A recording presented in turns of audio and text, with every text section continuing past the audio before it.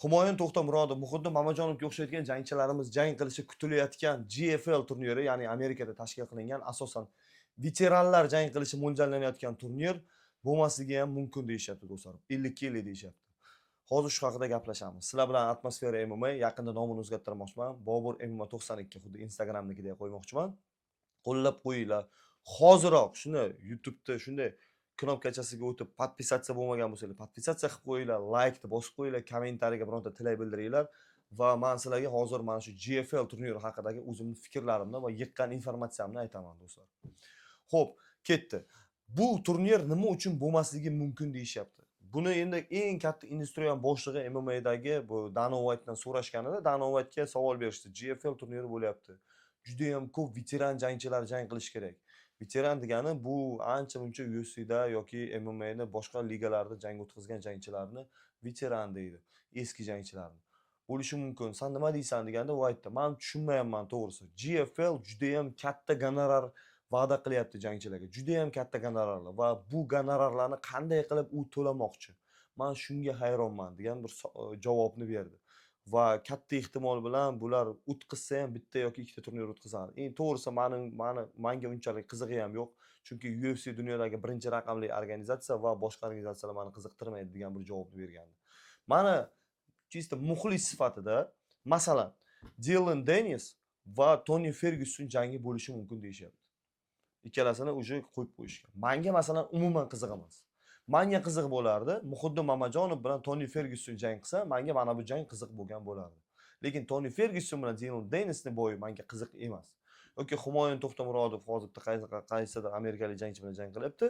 Masalan, to'g'ri, men u jangchini unchalik tanimadim, lekin men aytdimki, bizning jangchilar, o'zbekistonlik jangchilar masalan bu yerdan olish mumkin, Ahliddin Mirzadalovni olish mumkin. Balki bizning ham kontraktimiz tugab qolsa, bizani ham taklif qilib yuborishadi. Men uchun UFC veteranlari, Bellator veteranlari, Strike Force veteranlari bilan yoki o'sha mana shu veteranlar bilan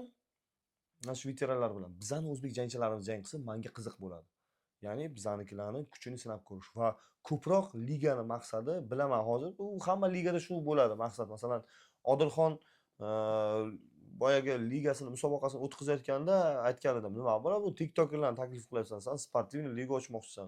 Sportsmenlarni chaqir deganda, aka, hozir bularning muxlislari juda ham ko'p va shular bahona mana shu TikTokerlar bahona qolgan boyislarni ham ko'rib qolishadi. Prosmotrlar yaxshi bo'ladi. Ya'ni o'sha jangchilarni ko'proq odam ko'radi degan bir ma'noda aytgan. Va mana haqiqatdan ham mana hozir Amerika industriyasi shu narsani qilyapti. Ya'ni eski jangchilarni jang qildirib ko'pchilikka qiziq. Menga masalan shaxsan aytganimda veteranlarning jangi qiziq emas. Masalan, Shogun Rua bilan qaysidir yana urushyapti. Masalan, Rockhold bilan yana qaysidir urushyapti. Menga masalan umuman qiziq emas bu.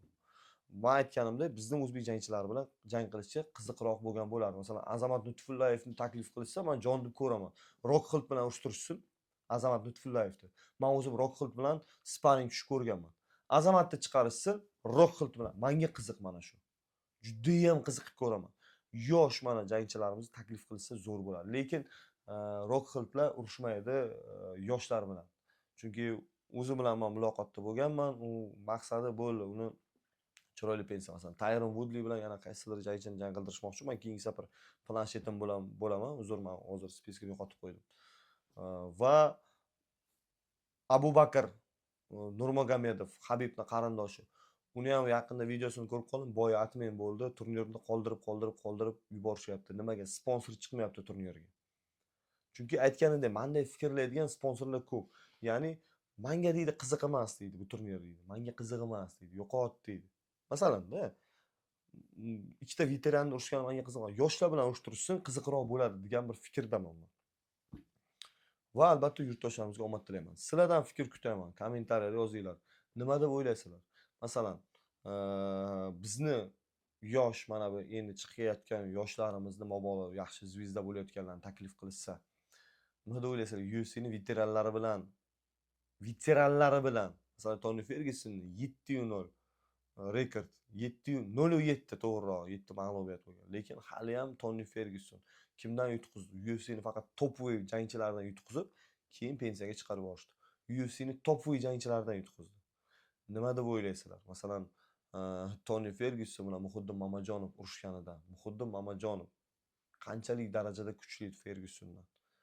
Va Fergyuson opiti bilan nima qila olishi mumkin? Muhiddinni ko'rdik. Haqiqatdan hali Fergyusonga nisbatan yosh va hali nisbatan Fergyusonga nisbatan MMA'ni yangi boshlayapti. Va menimcha imkoniyati bor Muhiddinni. Humoyunni ham masalan imkoniyatlarini yomon baholamagan bo'lardim. Sizlarning fikrlaringizni kommentariyada kutib qoldiraman. Profilga, ya'ni o'sha mana shu kanalimizga a'zo bo'linglar, YouTube kanalimizga do'stlar bilan ulashinglar. Bundan keyin ko'proq videolar chiqarishga sizlarga harakat qilaman do'stlar. Albatta sizlardan faollik kutaman. Hammaga rahmat, salomat bo'ling.